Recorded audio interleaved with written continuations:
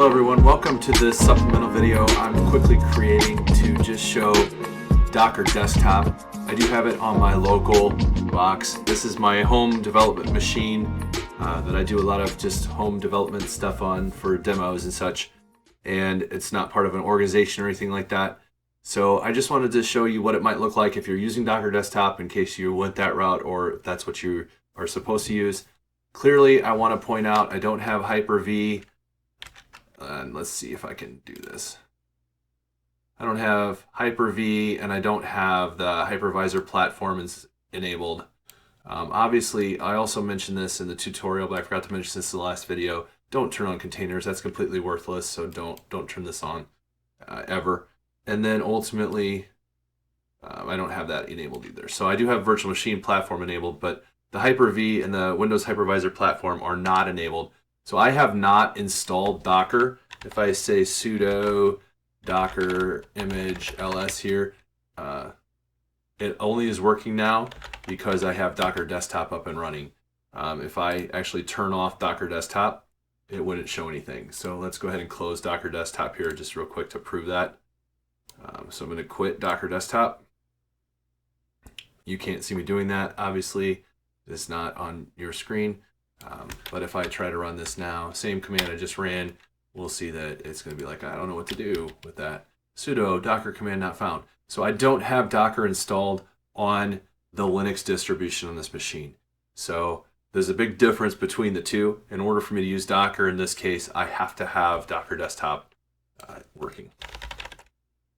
So I'll start Docker Desktop back up again. And obviously, if you're doing Docker development, even if you're on a Windows machine, unless you have reasons, use Linux containers. Don't put yourself into Windows containers unless you need to for some reason, but hopefully you don't need to.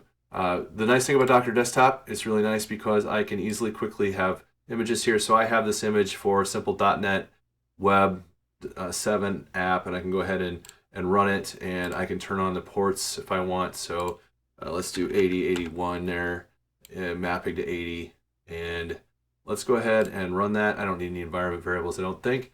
So I don't have to run any commands. You see that it runs there. You can see a bunch of different cool stuff going on here that you can actually inspect and do stuff. Basically like, execing into the container for you. Go to the container here. You see I have this one running, and if I navigate to it, I quickly and easily have my web app up and running locally here within a container, ultimately from using Docker Desktop. And once again, if I sudo docker image, sudo docker container, you can see that I have that simple .NET Web running. So let's do this real quick, just so you can see it nice and easy. You can see that it's up and running. There's the container ID, etc.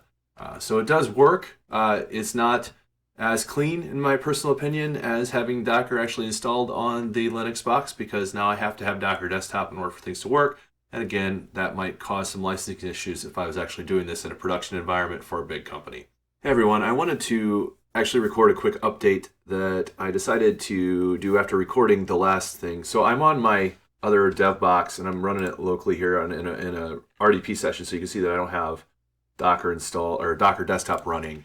So I'm going to go ahead and start up WSL here. And I went ahead and ran the same tutorial that I showed in the last video, where I put Docker on a Windows machine without Docker Desktop, and I was able to validate that everything is working the way that I would expect it to. So if I just say docker image ls right now, cannot connect to the Docker daemon, is the Docker daemon running? So in the original video, I had mentioned that you might not be able to run the commands as listed in the tutorial. So if we take a quick look at the tutorial, we have the systemctl command here. If I paste this in, it's likely not going to work. Yeah, system has not been booted with systemd as an init system. Can't operate, failed to connect to bus. Host is down. So if you get that error, what you want to do is you want to just do the service docker start. So sudo service docker start. Actually, let me do this to make it very clear. Sudo service docker start. So this is what you typically have to do on a Windows machine.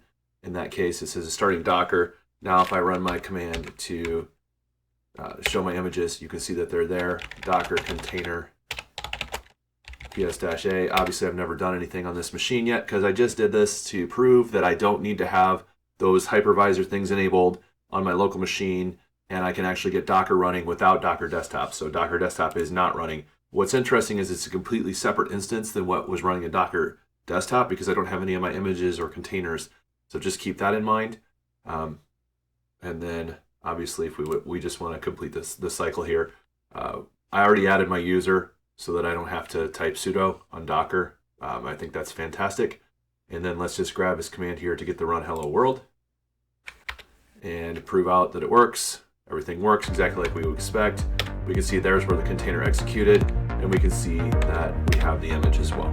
So you don't need Docker Desktop is where I'm going with this, and you can get it running on WSL on your machine just as easily without enabling any of those hypervisor things that I had to do in the beginning. So hope that helps. It was useful. Thanks very much. We'll see you next time.